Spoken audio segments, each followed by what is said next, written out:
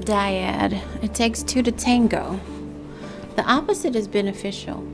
From things that differ comes the fairest attunement. All things are born through strife. Heraclitus, Greek philosopher.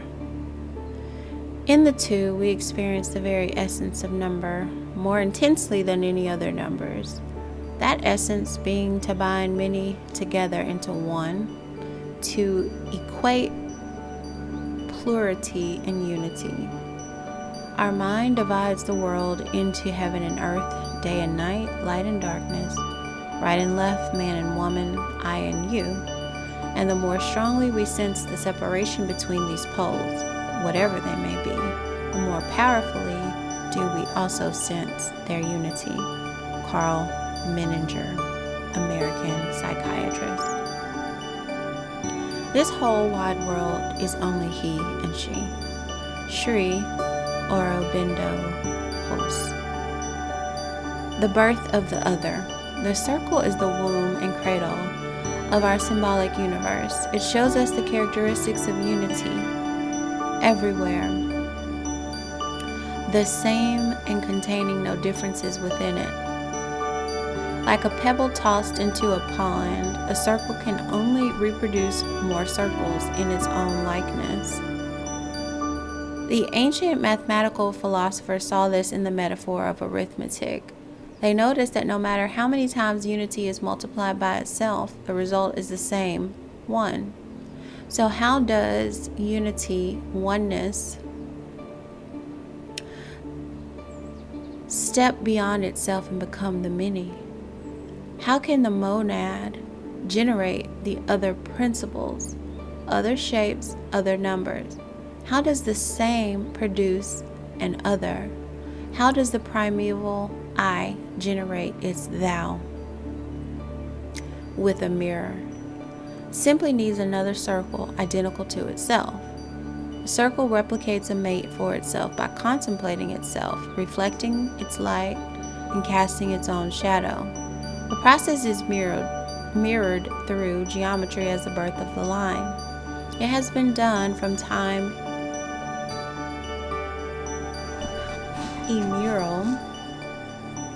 immemorial through an ancient geometric construction called, in Western tradition, the Vesica Pisces. Try this. 1. First, mark a center and spin a circle with the compass. 2. Lift the compass without changing the size of its opening and reverse it. Place its sharp point anywhere on the circumference to make a new center and swing another circle. This second center is actually an emanation of the original circle since it resides on its circumference. 3. These intersecting circles, linked across their centers to form a line, make an ancient and obvious symbol of two-ness. The overlapping space between them is the Vesica Pisces.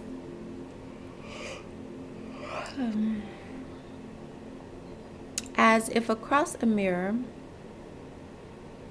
the archetypal line is drawn between the two centers. Sit up straight and get a sense of your spine as a line. To a symbolic geometer, a line is a picture of energy, tension, force, action, impulse, urge, direction, movement. The straight lines we will draw in our constructions represent the tension and motion between the poles of every creating process. A true archetypal line is one-dimensional, having length but no height or thickness. It simply expresses the principle of extension. Like a true point, a true line is impossible to draw with material tools. But these two, the point circle and the line, are the parents of all subsequent geometric constructions that do manifest themselves in actual nature. The dual throng, the principle of two-ness or otherness, was called Dyad by the Greek philosophers of the 5 centuries before Christ. They were suspicious of it because it seemed to revolt from unity, distancing itself from the divine monad. They referred to the dyad as audacity for its boldness and implying a separation from the original wholeness, and anguish due to its inevitable yearning to return to unity. It was also called distress, falling short, the lie, and illusion, since they believed the monad alone was all. Today we employ this negative aspect in the derogatory phrases two-faced and speaking with a forked tongue. Rumor doth double, like the voice and echo, the numbers of the feared. William Shakespeare. The principle of the dyad is polarity. Polar tension occurs in all natural and human affairs as any opposing relationship. Contrast, difference. It is at the root of our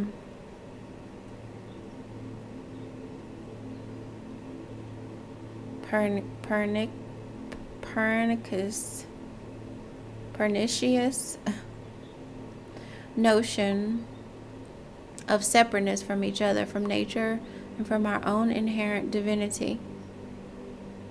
Couples are wholes and not wholes. What agrees disagrees. The concordant is discordant. From all things one, and from one all things. Heraclitus. The paradox of the dyad is that while it appears to separate from unity, its opposite poles remember their source and attract each other in an attempt to merge and return to that same unity, to that state of unity. The dyad simultaneously divides and unites, repels and attracts, separates from unity and craves to return to it. A line creates both a boundary that divides and a link that binds. We know we are under the sway of the dyad when we are attracted or repelled by anything. The linguistic roots of the word, too, support its dual nature. Separation is emphasized in words having the prefix die or do. Discord, difference, dispute, dissent, disunion, difficulty, dilemma, divide, distinct, distance, distinguish, disgruntled, distribute, diverge, dichotomy, doubt, duo, deuce, duet, dual, dual. Through linguistic evolution, this root also gave us the words of personal polarity, thou and you. Our sad and dangerous notion of separation from nature and each other is rooted in the principles of the dyad. On the other hand, another two-ness indicator, TW, implies joining, as in two, twin, twain, between, twine, two twisted threads, and twilight, a blend of day and night. There seem to be more words emphasizing separation than joining, implying an alienation from unity. Polar tension is at the root of all birth and creation. As the popular phrase reminds, it takes two to tango. Exactly two people of opposite gender, no more or less, can produce a child. When cool, dry air penetrates warm, wet air, rain precipitates. Woven cloth manifests itself at the intersection of warp and woof. Two poles of a battery, positive and negative, are needed to complete an electric circuit. Two fixed ends of a guitar string allow us to pluck it, creating vibration, sound, and music. One chopstick is motionless, the other moves, and together they can pick up food. There isn't anything composed of matter or antimatter that avoids polarity. Even the geometric compass operates by the interplay of two legs, one motionless and the other moving. The poles of center and circumference. The dyad is the basis of every creative process. It shows up as a rhythmic oscillation between opposite poles, as close as our beating heart and as far as quasars pulsing at the edge of the universe. Human nature mirrors outer nature. All personal relationships have at their essence the archetypal tension between opposites. Polarities drive the dances of mating, love, and hate, taking responsibility or assigning blame, strength and tenderness. They are integral to political opposition. Parties, diplomacy, business partnerships, and business rivalries. Psychologists tell us that within each of us are the poles of anima and animus, female and male aspects whose relative balance determines how we relate to other men and women. Although we think we act independently, we follow nature's polar principles in most everything we do.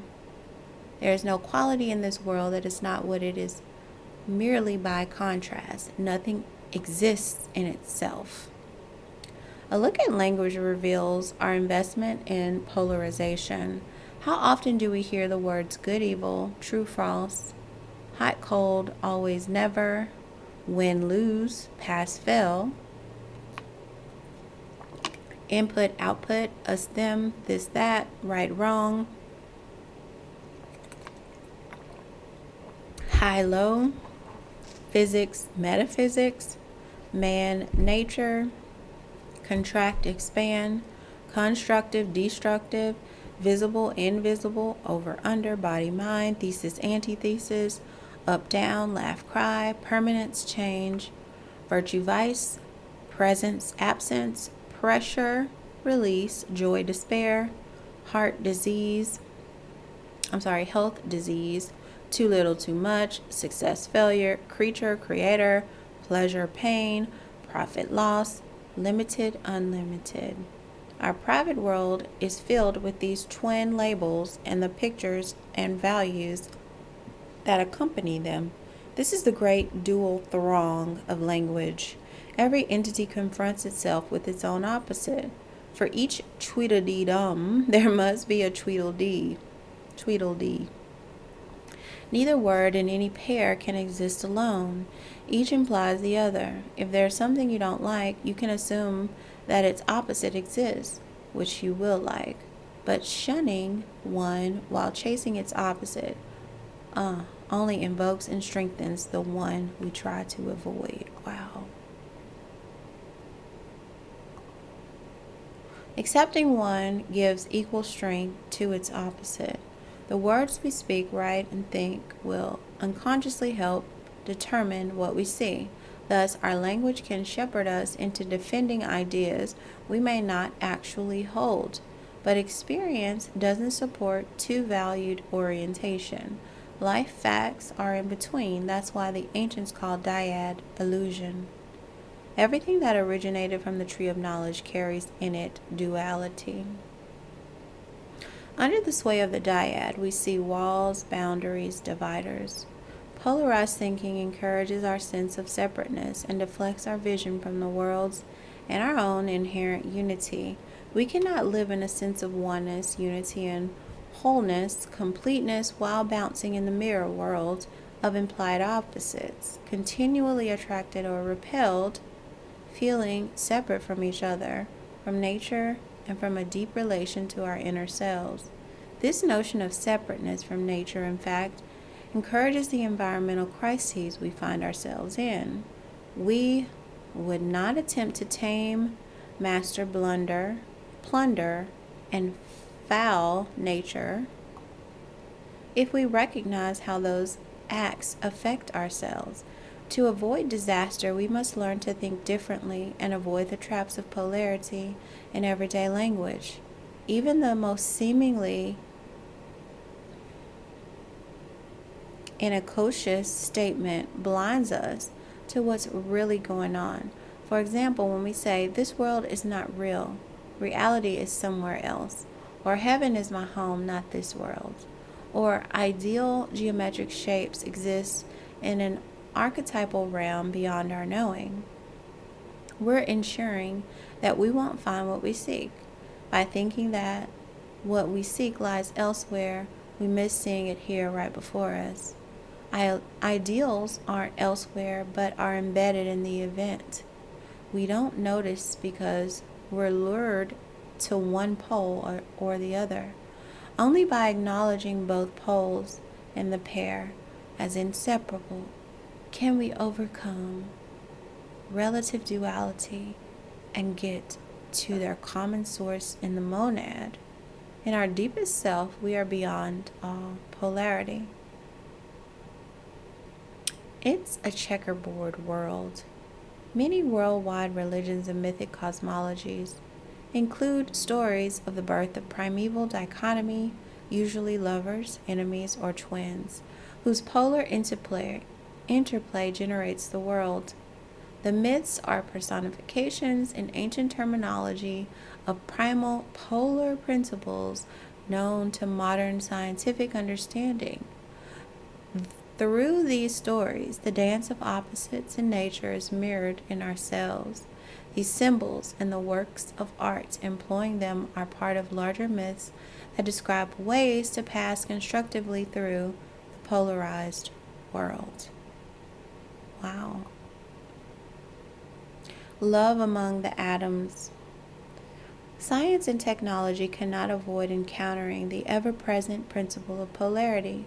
It is so basic that perhaps instead of teaching science to youngsters in separate pigeonholes of biology, chemistry, physics, and so on, science courses could investigate the principles that run through each of them, such as wholeness, polarity, balance, pattern, and harmony. The dyad's fundamental characteristic is the existence of a pair of distinct but equal opposites that seek to unite in an urge to return to unity. Modern scientists know this characteristic as the laws of attraction and repulsion. From this basic polarity, light, energy, and matter eventuate. For anything to manifest, there must be polarity. The door of hydrogen. Like a door from the monad, the first atom of the 92 natural elements to emerge is hydrogen. It is a pure representation of the dyad, the only element consisting of only two components, a positively charged proton at its center and a negatively charged electron orbiting it as a circumference. All other atoms have a third neutral component. In the role of the dyad, hydrogen is a door between the unknown unity, the monad, from which it emerged, and the subsequent elements, the many, which are built by fusing hydrogen atoms together. Static cling.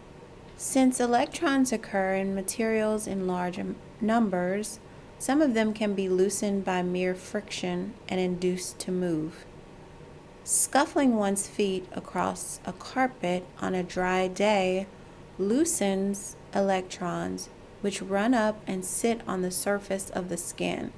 They jump at the first opportunity to unite with an oppositely charged lover, such as a metal doorknob. The spark is simply the result of a primal urge of parts to return to the whole, of polarity's craving to merge to unity, the original state of the monad. Even the everyday static cling of clothing and plastic wrap illustrates the urge of the many to return to the state of the one. Scientists call the strength of the love between poles their voltage. The birth portal. The study of number words in many cultures reveals an early awareness that multiplicity in nature and arithmetic comes from the blending of opposites. For example, the ancient Sumerian words for 1 and 2 are also those for man and woman. Today we consider 1 and 2 as merely number quantities, not realizing they are symbols of basic facts of existence. Surprisingly, ancient mathematical philosophers did not consider 1 and 2 to be numbers themselves, since their representations, point and line, are not actual. A point has no dimension and a line just one dimension. Nobody can hold a true point or line in his hand. Likewise, no one or 2 points, lines, or angles will create any actual form by themselves. But an ongoing interplay, beginning with a point and line, is all that's required to construct the world's geometric patterns. Thus, the monad and dyad were considered by the ancients to be not numbers, but the parents of numbers. Their mating, their fusion of the principles of 1 and 2, point in line, unity and difference gives birth to all subsequent archetypal principles revealed as numbers, symbolized by numerals, and seen as shapes in nature. Wow.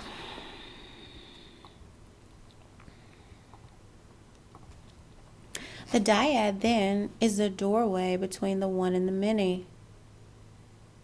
The ancient mathematical philosophers discovered this by studying arithmetic. They noticed how numbers act when added to and multiplied by themselves. For example, 1 is the only value that, when added to itself, produces a result greater than when it is multiplied by itself. 1 plus 1 is more than 1 times 1.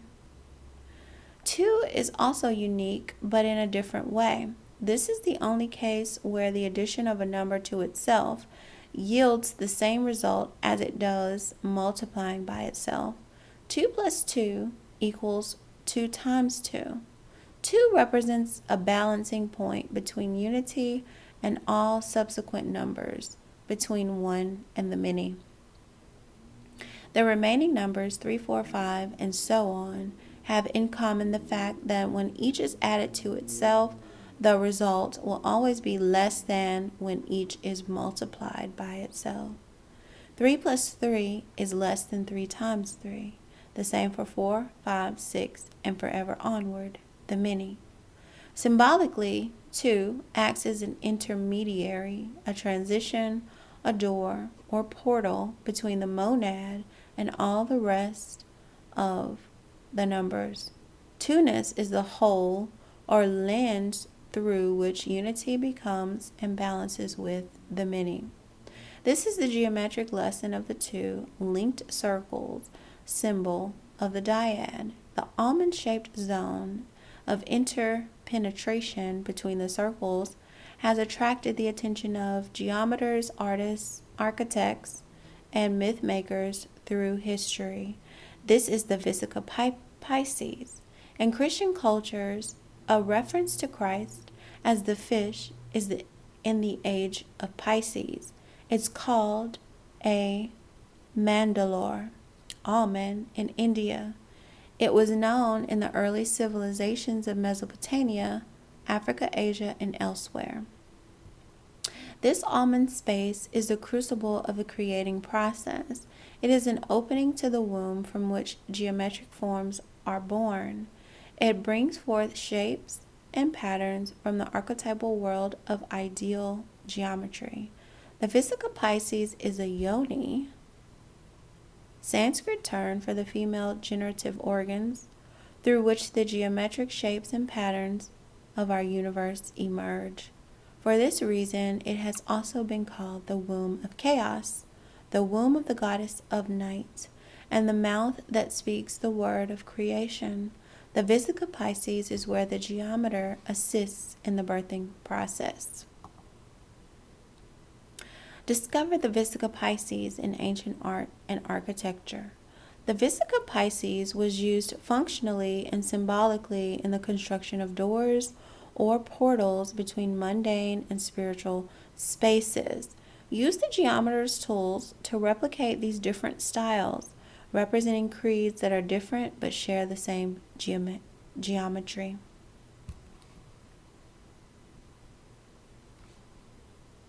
Architecture aims at eternity and therefore is the only thing incapable of modes and fashions in its principles.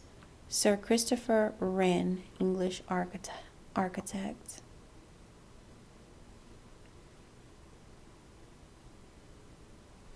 The birth of the many.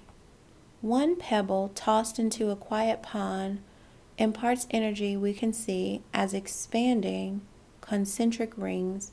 2 pebbles tossed simultaneously, a distance apart, create intersecting rings and weave a mathematical wonder, concentric, watery, Vesica Pisces. Nodes or points occur everywhere the circles cross. Remarkably, these points establish the precise mathematical distances and relationships required to construct the basic geometric shapes and patterns and partnerships that recur through the universe. Because all circles are similar to each other regardless of size, the geometric relationships remain constant no matter how large the ripples become. Since the Pythagoreans considered the first 10 numbers to be seed patterns for all the principles of the cosmos, a geometer need only create their shapes to model all the universal rhythms. The first three shapes to emerge from the Vesica Pisces, the triangle, square, and pentagon, form the only relationships or ratios required to generate all the rest, except for sevenness, see chapter 7. These relationships, called the square roots of 2, 3, and 5, look like numbers and are called numbers, but they aren't like other numbers. They are like seeds from which the shapes emerge and are nourished. These root relationships are expressible not as whole numbers, but as never-ending decimals. For example, 1.4142135, and so on. As statements made by the geometry of two intersecting circles and the Vesica Pisces, these ongoing relationships hold the structural patterns for all numbers and shapes that follow.